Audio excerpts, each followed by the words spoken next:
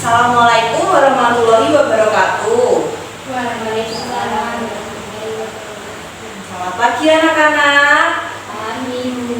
Wah, cerah sekali ya wajahnya hari ini. Sudah siap untuk belajar ya. Jadi anak-anak, karena minggu lalu kita sudah belajar mengenai bagian-bagian tumbuhan, hari ini Ibu akan menjelaskan tentang fungsi dari setiap bagian-bagian tumbuhan. Anak-anak bisa melihat yang ada di poster ini. Daun ini berwarna hijau karena zat klorofil. Nah, klorofil ini salah satu bahan yang dibutuhkan pada proses fotosintesis. Apakah anak-anak ada yang tahu mengenai hasil dari proses fotosintesis?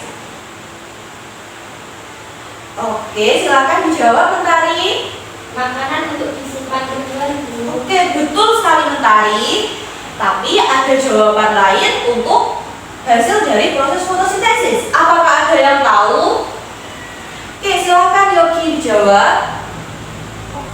Ya, betul sekali. Jadi daun itu bisa melakukan proses fotosintesis yang menghasilkan makanan untuk tumbuhan dan juga oksigen. Selanjutnya, saya akan menjelaskan tentang bunga.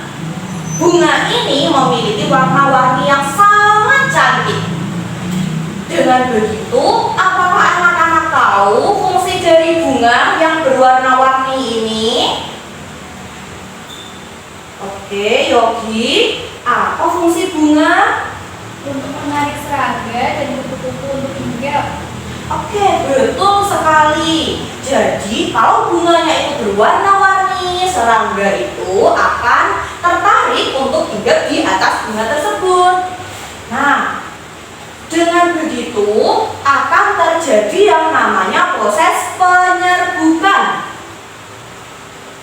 Apakah ada yang tahu anak-anak tentang proses penyerbukan? Ibu akan beri waktu 5 menit untuk menjawab. Oke, karena anak-anak terlihat bingung, bagaimana kalau kita bayangkan begini? Proses penyerbukan itu merupakan proses reproduksi bagi tumbuhan. Nah, kalau manusia melakukan proses reproduksi, itu akan membuahkan atau menghasilkan janin, yang kemudian janinnya akan berubah, akan menjadi bayi. Nah, kalau tumbuhan, apakah hasil dari reproduksinya? Bagaimana anak-anak? Ada yang bisa menjawab?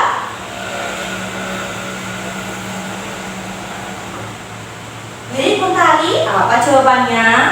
Kalau reproduksi manusia menghasilkan janin, jadi reproduksi tumbuhan menghasilkan biji ya Bu. Betul sekali Mentari, berarti anak-anak sudah paham ya. Oke, selanjutnya Bu akan menjelaskan tentang biji. Nah, biji ini kan hasil dari reproduksi. Kalau reproduksi manusia menghasilkan bayi yang akan tumbuh menjadi manusia dewasa, biji juga begitu. Biji merupakan calon tanaman baru yang menyimpan makanan dari hasil proses fotosintesis yang dilakukan oleh daun tadi. Selain itu, daging buah itu juga mengandung vitamin, mineral, dan air untuk kita konsumsi. Nah, jika kita sering mengkonsumsi buah, kira-kira apa yang akan terjadi pada tubuh kita? Apakah ada anak-anak yang bisa menjawab? Baik, Yogi, bagaimana? Tubuh akan sehat dan terhindar dari penyakit karena buah banyak mengandung vitamin dan nutrisi. Oke, betul sekali Yogi. Karena buah itu mengandung mineral, air, vitamin, dan nutrisi, itu akan sangat baik untuk tubuh kita. Bisa untuk menghalangi kuman atau bakteri yang akan masuk ke dalam tubuh kita, sehingga tubuh kita menjadi sehat.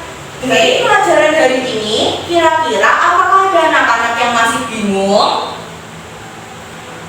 Oke, Mentari, apa yang masih kamu bingungkan? Jika buah berperan sebagai pelindung biji, bagaimana jika buahnya busuk? Apakah bijinya jadi rusak Bu? Oke, pertanyaan yang sangat bagus Mentari. Oke, apakah kira-kira anak-anak ada yang paham mengenai pertanyaan Mentari? Ada yang bisa menjawab? Oke Yogi, bagaimana? Biji tidak rusak jika busuknya masih di awal. Kan tadi dijelaskan bahwa biji memiliki lapisan pelindung khusus, jadi biji masih bisa tumbuh.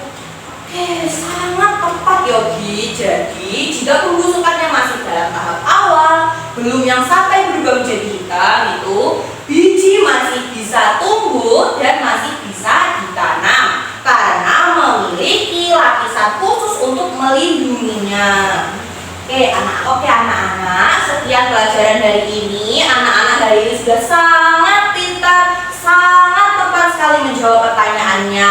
Maka dari itu, Ibu akan mengakhiri pelajaran hari ini.